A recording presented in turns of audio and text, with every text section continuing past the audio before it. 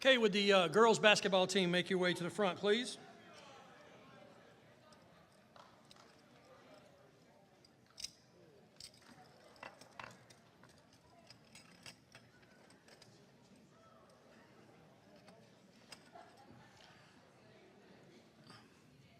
While they're coming, I'd like to also extend a thank you to Ms. Medeiros. Ms. Medeiros stepped up this year.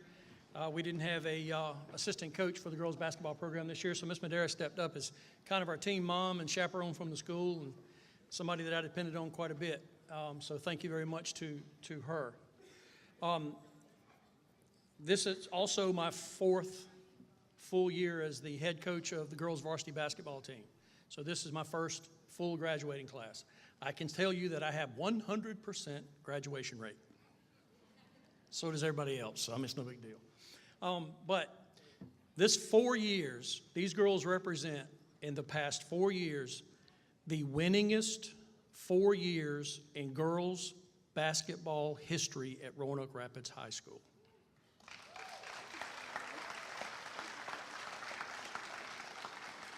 Four years ago, I started with 7 players. That's all we had. We finished 8-16. We went 6th place in the conference that year. To go the very next year to come in 2nd place in the conference.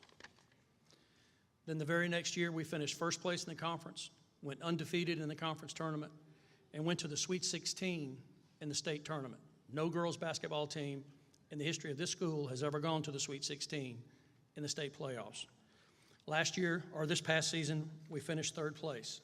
One thing that has resonated every year is that we've had a major injury to a key player each of those 4 years. So this past year, I was with Anna and her family when they got the news about the ACL tear, and was at the hospital and actually talked to the surgeon that was doing her surgery. And I asked him, I said, you know, what am I doing wrong?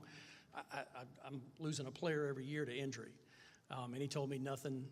World-class athletes have these issues. But it just seems like, you know, we're a little bit of snake bit with a major injury each year. But I am so proud and so humbled to be called their coach. This program has turned around and has become a shining star in this school. And standing before you right here is the cream of the crop on this campus. So with no further ado, let's get on with the awards. This year we had several kids who made their mark in the conference, and we didn't, as we have in the past years, we've had our own banquet, but we didn't do that this year. So these awards are going to be news to these kids just as much as they're news to you.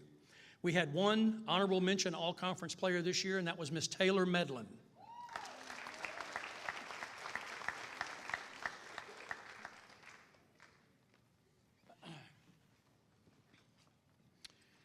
We had 2 second-team all-conference recipients, and the first second-team recipient is Miss Abby Carpenter.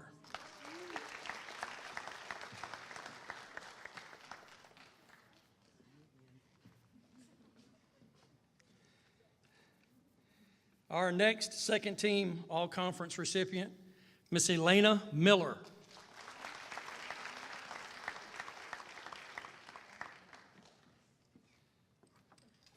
First team all-conference, Michelle Stewart.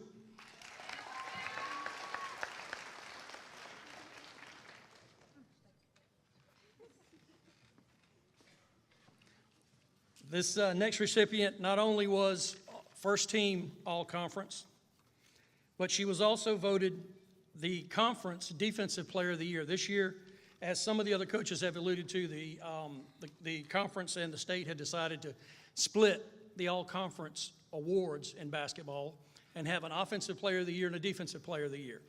In our conference, we had 2 players that could have been interchangeable with either of these awards.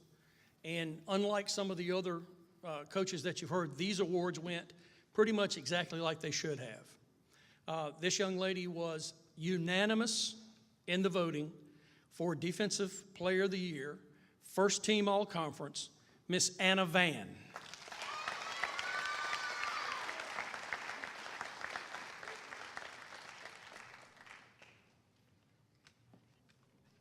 It's also important to realize that Anna missed the last 7 games of the season with torn ACL, so that's quite an accomplishment. Also, too, Miss Anna Van was the first female girl basketball player at the school, at least to the best of our knowledge, and it's hard to go back and look at the archives, but Anna scored 1,000 points in her career after the 4th game of the season this year. So congratulations to Anna for that accomplishment.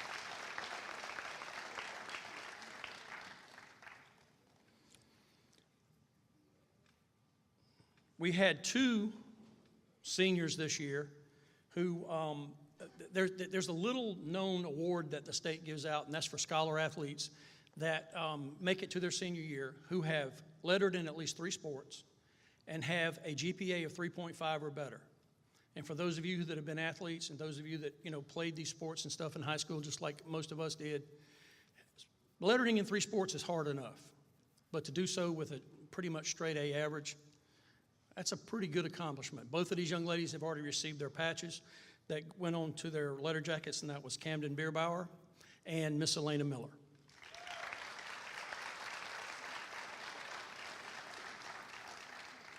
All the awards, just like in other sports, are voted on by the team except for the coaches' award. So we'll go to this year's defensive player. This year's defensive player has started her basketball career by stating that she didn't want to play basketball. She doesn't like basketball. She'd rather play softball. Well, thank goodness that she played basketball, and thank goodness I have her for 1 more year. Defensive Player of the Year this year, Miss Abby Carpenter.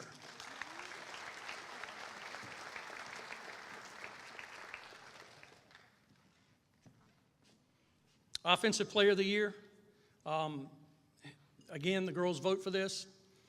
Unfortunately, we didn't have her for the entire season, but our team, the heart and soul, and, a franchise player, a kid that everybody depends on the court, to make the goal when nobody else possibly can. And if you've ever seen this kid play, and you will see her play again, thank goodness, Miss Anna Van.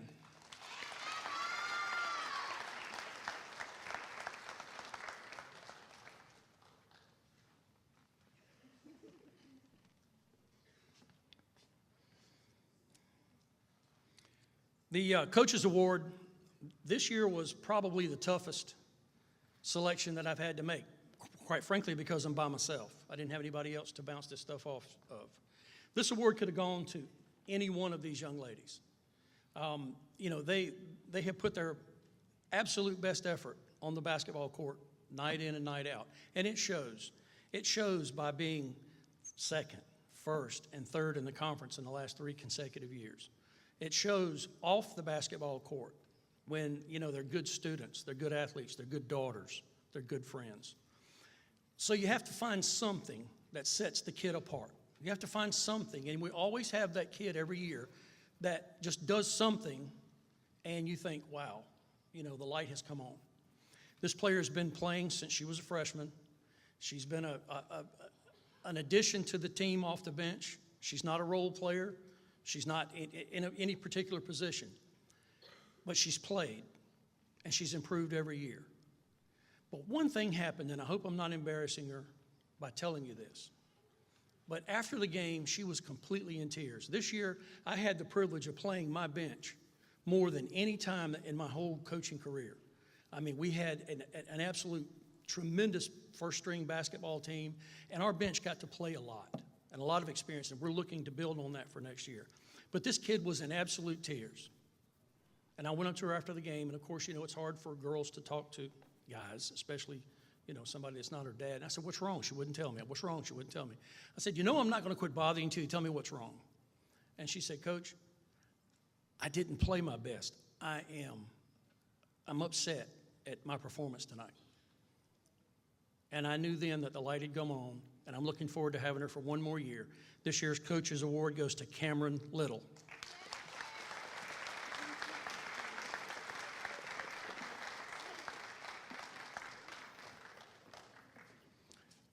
The last award for the girls' team this year is the Most Valuable Player. Again, the Most Valuable Player voted on by the team, and the voting, I'm going to tell you, was close. And I'm glad and I'm happy that the kids always get it right. This year's MVP, Miss Michelle Stewart.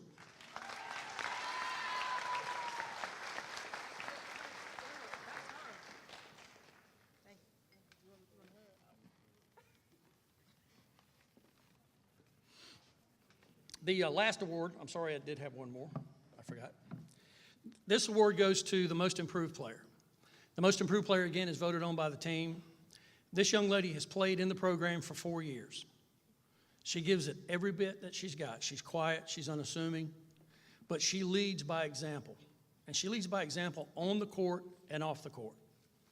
And this is a player that's going to be sorely missed by this program and certainly by me personally. This year's most improved player, Ms. Taylor Medlin.